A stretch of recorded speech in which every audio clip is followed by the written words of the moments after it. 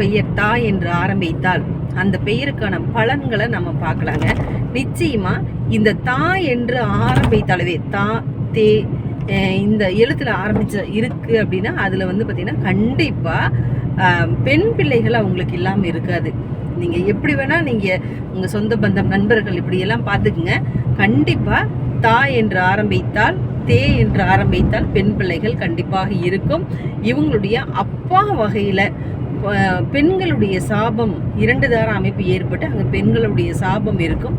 இந்த சனி பயிற்சியானது இவர்களுக்கு தா அல்லது தே என்று ஆரம்பிக்கக்கூடிய ஒரு பெயர் ஆரம்பிக்கும் போது இந்த சனி பயிற்சி என்பது இவர்களுக்கு நல்ல ஒரு மாற்றத்தை ஏற்படுத்தி தரப்போகுது.